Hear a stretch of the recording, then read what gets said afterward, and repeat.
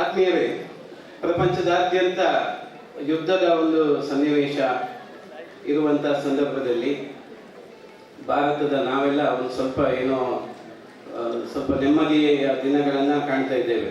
ಬೇರೆ ಪ್ರಪಂಚದ ಎಲ್ಲ ಭಾಗದಲ್ಲಿ ಒಂದಷ್ಟು ಉದ್ವಿಗ್ನತೆ ಇದೆ.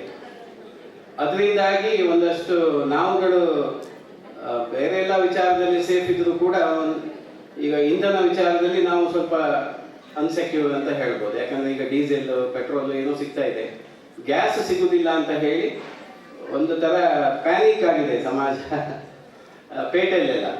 ನಾವು ಬಹುಶಃ ಇಲ್ಲಿ ಸೇರಿರುವವರೆಲ್ಲರೂ ಹಳ್ಳಿಯವರು ಅಂತ ನಾನು ಅಂದ್ಕೊಳ್ತೇನೆ. ನಾವು ಯಾವುದೇ ರೀತಿ ಪ್ಯಾನಿಕ್ ಆಗುವಂಥ ಪರಿಸ್ಥಿತಿ ಇಲ್ಲ. ಯಾಕಂತ ಹೇಳಿದರೆ ನಾವು ಸಮಾಜದ ಅತ್ಯಂತ ಸ್ವಾವಲಂಬಿ ಜೀವಿಗಳು. ಅಂದರೆ ನಾವು ಅನ್ನ ಬೆಳಿತೇವೆ, ಇಂಧನ ನಮ್ಮ ಹತ್ರ ಇದೆ, ಕಟ್ಟಿಗೆ ಇದೆ, ಗೋಬರ್ ಗ್ಯಾಸ್ ಇದೆ. ಅದಕ್ಕೆ ಆಗ ಬಹುಶಃ ರೈತ ಗೀತೆಯಲ್ಲಿ ಹೇಳಿದ್ರು, ರೈತನಷ್ಟು ಸ್ವಾವಲಂಬಿ ಮತ್ತೆ ಯಾರು ಇಲ್ಲ. ಎಲ್ಲಿ ಯುದ್ಧ ಆಗಲಿ, ಏನು ಬೇಕಾದಾಗಲಿ ನಾವು ಯಾರಿಗೂ ಕೇರ್ ಮಾಡುವುದಲ್ಲ. ನಾವು ನಮ್ಮ ಕೆಲಸ ಮಾಡ್ತಾನೆ ಇರ್ತೇವೆ. ಯಾರು ಹೊಗಳಿಕೆ ಬೇಡ, ನಮಗೆ ತೆಗಲಿಕ್ಕೆ ನಾವು ಯಾವುದನ್ನು ಲೆಕ್ಕಕ್ಕೆ ತಗೊಳ್ಳೋದಿಲ್ಲ. ಯಾರು ಹೊಗಳಿಕೆಗಾಗಿಯೋ ಇವತ್ತು ನೀವು ಕೃಷಿ ಮಾಡಿ ಇಲ್ಲಿ ಸನ್ಮಾನ ತಗೊಂಡಿದ್ದಲ್ಲ. ನಮ್ಮ ಕರ್ತವ್ಯ ನಾವು ಮಾಡ್ತಾ ಹೋಯಿತು. ಶ್ರೀಕೃಷ್ಣ ಹೇಳಿದಾಗೆ ಪ್ರಶಸ್ತಿ ತನ್ನಿಂದಾನೇ ಹುಡ್ಕೊಂಡು ಬಂತಷ್ಟೇ. ಸೊ ಆ ನೆಲೆಯಲ್ಲಿ ನಾವು ರೈತರು ಬಹಳ ಭಾಗ್ಯವಂತರು ಅಂತ ಹೇಳಲಿಕ್ಕೆ ನಾನು ಹೆಮ್ಮೆ ಪಡ್ತೇನೆ. ನಿಮ್ಮ ಹಾಗೆ ನಾನು ಒಬ್ಬ ರೈತ, ಹಾಗಾಗಿ ಹೋಗಿ ನನಗೆ ಅತ್ಯಂತ ಖುಷಿ ಆಗ್ತಾ ಇದೆ ಈ ಸಂದರ್ಭ. ಹಾಗೆ ಇನ್ನೊಂದು, ಇತ್ತೀಚೆಗೆ ಕಳೆದ ಒಂದು 8-10 ವರ್ಷದಿಂದ ಈ ನಮ್ಮ ಏನು ಸಿರಿಧಾನ್ಯಕ್ಕೆ ಇನ್ನಿಲ್ಲದ ಮಹತ್ವ ಬರ್ತಾ ಇದೆ. ಬಹಳ ಸಂತೋಷ.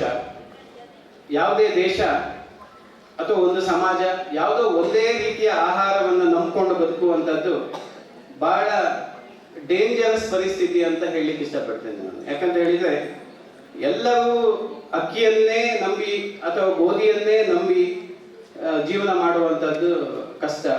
ಒಂದು ವೇಳೆ ಆ ಬೆಳೆಗೆ ಏನಾದರೂ ಯಾವುದಾದ್ರೂ ಒಂದು ರೋಗ ಸಾರ್ವತ್ರಿಕವಾಗಿ ಕೊರೋನಾ ಬಂದ ಹಾಗೆ ಬಂದ್ಬಿಟ್ರೆ ಸಮಾಜದಲ್ಲಿ ಆಹಾರಕ್ಕೆ ಹಾಹಾಕಾರ ಬರುವಂಥ ಸಾಧ್ಯತೆ ಇರ್ತದೆ.